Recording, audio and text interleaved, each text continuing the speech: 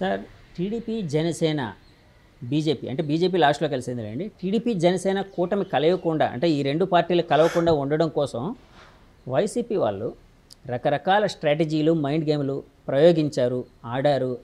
మీరు దమ్ముంటే 175 స్థానాలు పోటీ చేయాలని మీకు సవాల్ విసిరారు, జనసేన వాళ్ళకి సవాల్ విసిరారు, పవన్ కళ్యాణ్ గారికి సవాల్ విసిరారు. ఇలాగా ఈ స్ట్రాటజీలు ఇవన్నీ ఒకవేళ వాళ్ళు చెప్పినట్టు మీరు కలిసి ఒకవేళ పోటీ చేయకపోయి ఉంటే అంటే ఊహాజనితమైన ప్రశ్న సార్, ఇది చాలా ఊహాజనితమైన ప్రశ్న. ఒకవేళ కలిసి పోటీ చేయకుండా విడివిడిగా పోటీ చేసి ఉంటే రాష్ట్ర పరిస్థితి లేకపోతే రాష్ట్రంలో ఫలితం ఎలా ఉండేదని భావిస్తున్నారు? విడిగా పోటీ చేసే ఆలోచన కంటే ఒక దుర్మార్గుని రాక్షసుని ఎదుర్కోవాలనుకున్నప్పుడు నలుగురు మంచి వాళ్ళు కలుస్తారు. ముగ్గురు మంచి వ్యక్తులు కలిశారు. కలకపోవడం అన్నది కుదరదు. ఇప్పుడు కలిసి తీరవలసిందే. కలకపోతే వీళ్ళు కూడా ఎవరు కలవకపోయినా వాళ్ళ అకౌంట్ ప్రజల దృష్టిలో బ్యాడ్ అకౌంట్ అయిపోద్ది. అంచేత దాన్నే మనం పట్టించుకోక్కర్లేదు. ఏదైతే 175 దమ్ముంటే పోటీ చేయండి ఆడేవాడండి చెప్పడానికి నాకు ఆకలిస్తా అన్నం తింటాను, నేను లేకపోతే మానేస్తాను, నువ్వు ఆ రోజు 10 సార్లు తినంటే నేను తింటానా? ఎవరి పార్టీ యొక్క భవిష్యత్తు, ఎవరి పార్టీ యొక్క నిర్ణయం ఆ పార్టీ అధ్యక్షుడి నిర్ణయం తీసుకుంటాడు. అది పవన్ కళ్యాణ్ గారు అటు తీసుకుంటారు, ఇటు చంద్రబాబు నాయుడు గారు తీసుకుంటారు. ఇంకోడెవడో చెప్పడానికి ఆడు చెప్పాలనుకున్నప్పుడు జగన్మోహన్ రెడ్డి మన జనసేన కండువా వేసుకుని అన్న జాయిన్ అవ్వాలా, తెలుగుదేశం పార్టీ కండువా వేసుకుని అన్న పార్టీలో జాయిన్ అయ్యి పార్టీ ప్లాట్ఫామ్ మీద దెబ్బలాడాలి. అంతేగాని ఆడి పార్టీలో ఉండి ఆడావిడ చెప్తే మేము డ్యాన్స్ ఆడడానికి మేము ఎక్కడ ఒప్పుకుంటాం? మా వ్యక్తిగత నిర్ణయాలు మాకుంటాయి, వ్యక్తిగత ఆలోచనలు ఉంటాయి, వ్యక్తిగత తెలివితేటలు ఉంటాయి, వ్యక్తిగత స్ట్రాటజీలు ఉంటాయి. ఇటు జనసేన కావాలండి తెలుగుదేశం పార్టీ.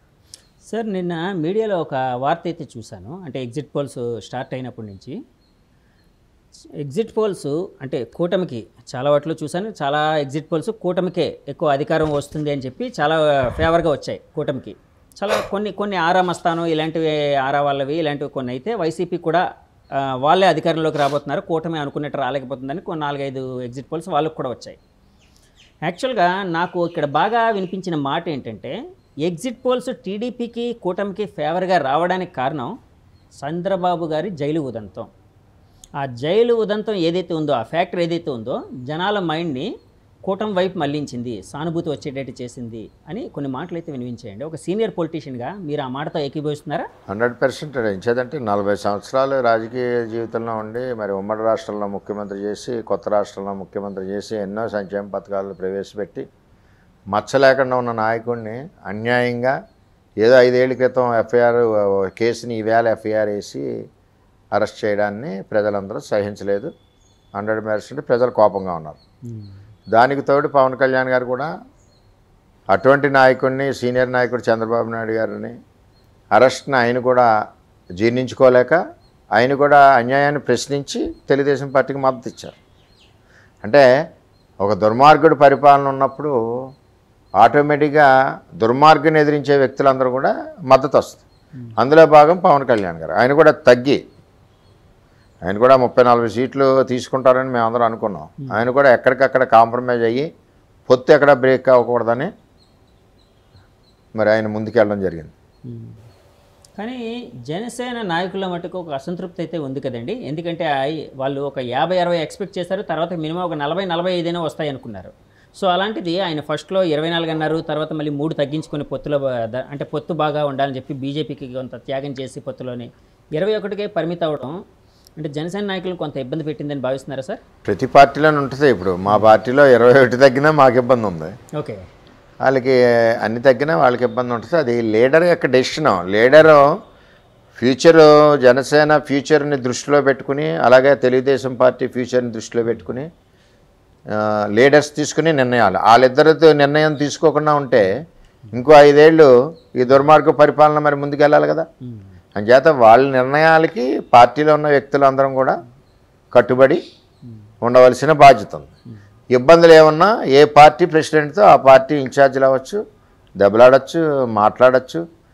మళ్ళీ అల్టిమేట్గా ఇక్కడ నేర్చుకోవాల్సింది ఏంటంటే ఎవరన్నా రాజకీయాల్లో బాస్ ఈజ్ సుప్రీం, బాస్ ఆర్డర్స్ను ఒబే చేయవలసింది.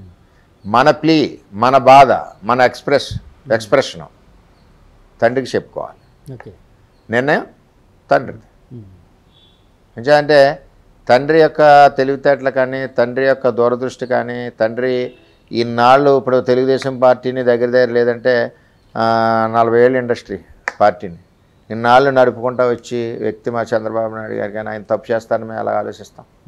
ఎన్నో ఆలోచనలతో తీసుకుని నిర్ణయాన్ని మాకు ఇబ్బంది ఉన్నా కొంచెంసేపు ఫైట్ చేస్తాం, కొంచెంసేపు చెప్పుకుంటాం.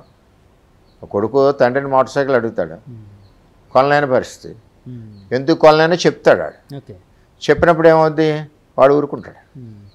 అలాగే పార్టీలో ఉన్నప్పుడు అవకాశాల కోసం కష్టపడి పనిచేస్తారు. వాళ్ళు కష్టపడిన వల్ల పార్టీ ముందుకెళ్తుంది.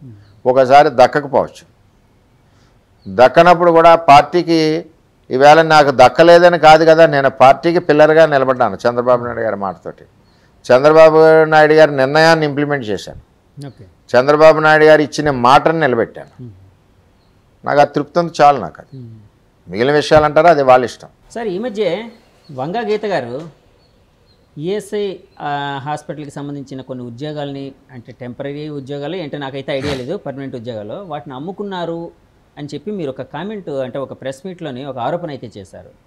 అంటే ఏంటి సార్, అంటే మీరు గెలవబోతున్నారన్న ఉత్సాహంతో చేసిన కామెంట్గా చూడాలా, లేకపోతే వాస్తవం? అది వాస్తవం. ఆవిడ ఎప్పుడు కరప్టెడే. మున్సిపాలిటీలో అమ్మేసిన ఉద్యోగాలు 25, అది 10 లక్షల రేటు ఎలక్షన్కి.